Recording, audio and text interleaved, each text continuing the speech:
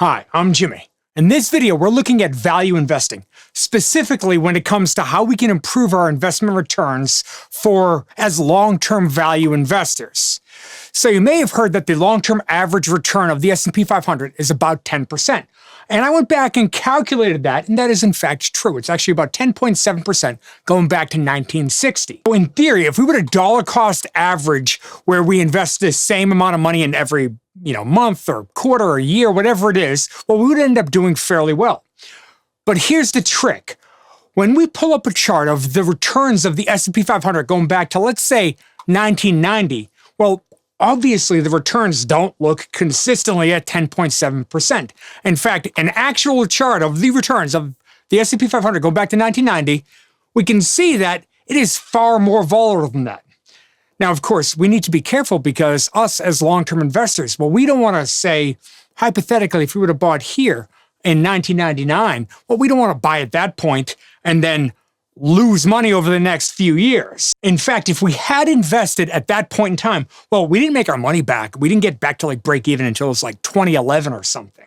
Now, of course, I'm using an extreme example right before the tech bubble burst. And some people may ask, well, how would we have even known at the time that 1999 was going to be such a bad time to invest? Now, of course, we know it in hindsight, but how could we have known at the time?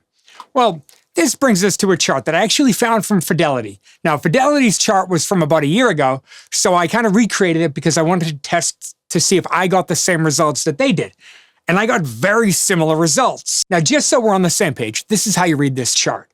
So we have a dot. That dot represents the end of a quarter. And this specific example was actually in 2009. So the way we read this is that we take that particular point in time and we go down to what was the PE ratio for the S&P 500 at the time. Now we're using forward PE ratio, and we could see that the PE ratio was about 15x.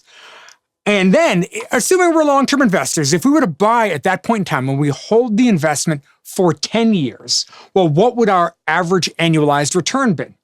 Well, if we bought at that point in time, our average annualized return would have been a bit over 14%. So clearly that's good. That's better than the long-term average. It's really that simple.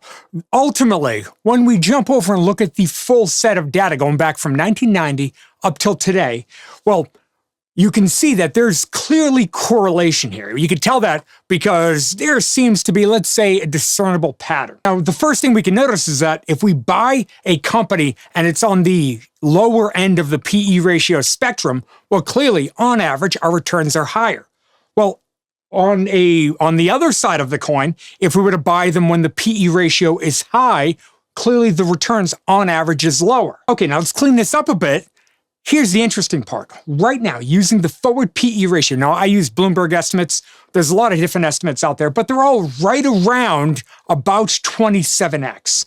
Today, the forward PE ratio for the S&P 500 lands here. Now, what's crazy about this is that if you look in history, if we invested when the forward PE ratio was anywhere near this level, well, for the next 10 years, our returns always turned out to be somewhere between -5% and positive about 2%. Again, that's an annualized basis, assuming you held for 10 years. And what's tough about that is if we're going to make practically nothing and possibly lose money, well, when we jump over to the Investors Grow website, here's some treasury yields. Aren't we better off just buying treasuries or making some longer-term investment we can guarantee some sort of return? Now, when we jump back to the chart, what's interesting is that with this particular market is that not all stocks are doing the same thing. You might have heard that this market is being largely driven by the largest companies, and that's true. So what I did is I went through the S&P 500 and I was looking for companies in the S&P 500 that had a forward PE ratio of, let's say, 15x or lower.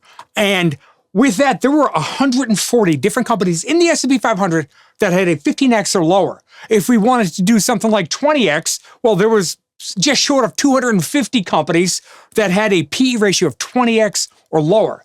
So clearly, there's a lot of opportunities still out there. Now, my analysis focused on the S&P 500, which is the 500 largest companies in the United States. But not all companies are trading at that same level. When I looked at the S&P 500 mid-cap index, Well, that whole index was trading at about 21x. When I looked overseas at the FTSE 100, well, that FTSE 100 was trading at about 16x. The DAX, which is Germany's index, they were trading at about 18x. Now, historically, the DAX and the FTSE don't have averages nearly as high as we do. But my point is that although the S&P 500 itself does look overvalued right now, and historically, if you bought the S&P 500 at this level, performance over the next decade is likely not to be all that great. But that doesn't mean there are not individual opportunities out there. Now, I recently started a free newsletter that I put out each day before the market opens. And in that newsletter, we put like a spotlight on a different industry, different companies. Now, if you want to sign up to get access to that free newsletter, I'll leave a link to that in the description below. And thank you so much for sticking with me all the way to the end of the video. I really do appreciate it. Thank you, and I'll see you in the next video.